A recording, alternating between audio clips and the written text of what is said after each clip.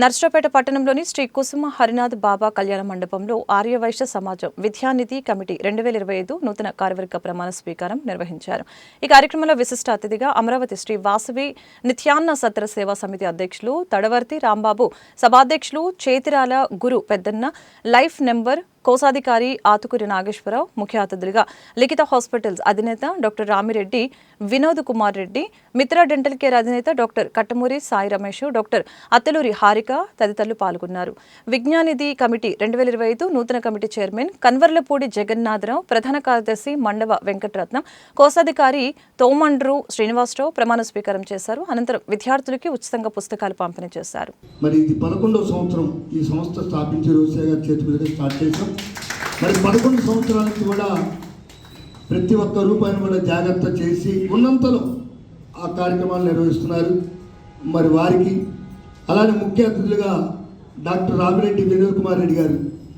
వినోద్ కుమార్ రెడ్డి గారు డాక్టర్ అయినా వాసవి సేవా సమితిలో ఉన్న సభ్యులందరికీ ఓ మంచి స్నేహితుడిని సభాముఖంగా తెలియజేస్తారు.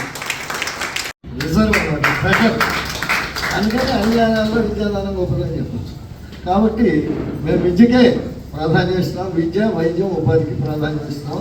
రాష్ట్ర అభివృద్ధి తరఫున 3 సంవత్సరాలు పూర్తి చేసుకున్నాం. 4వ సంవత్సరం ఫస్ట్ ఇయర్ 20 లక్షల రూపాయలు పూర్ అండ్ మెరిటోరియస్ స్టూడెంట్స్కి స్కాలర్షిప్, తర్వాత ఇంకో సంవత్సరం 40 లక్షల రూపాయలు ఇచ్చాం. ఈ సంవత్సరం ఆగస్టు 14 42 లక్షల రూపాయలు నాన్ రిఫండబుల్గా 219 మంది స్టూడెంట్స్కి ఇవ్వడం జరిగింది.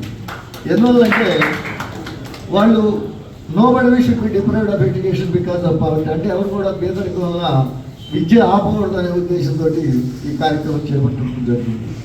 ప్రతి సంవత్సరం ఫస్ట్లో ఒక 2000 పుస్తకాల దాకా తయారు చేశాము. తర్వాత మనకి రేట్ పెరిగినకి 1400 పుస్తకాల దాకా నియర్బై తయారు చేసి ఇప్పటికి ఒక మొత్తం నా హయాంలోనే ఒక 20 నుంచి 25 స్కూల్స్లో ఇచ్చాము బుక్స్. ఇంకా ఈ సంవత్సరం కూడా ఒక 5 స్కూళ్ళలో మేము ఇద్దామని ఇప్పటికే రెడీ చేసి పెట్టుకున్నాము. మనము సాటి మనిషికి చెడు చేయకుండా మంచి చేస్తే ఆ మంచి మనకి ఏదో ఒక రూపంలో ఏదో ఒక రోజు డెఫినెట్లీ వస్తుంది. అదే నేను రాలేదు అంటే ఈరోజు కాకపోయినా రేపైనా వస్తుంది. నీకు రాలేదా మీ పిల్లలకు రాలేదా నేను.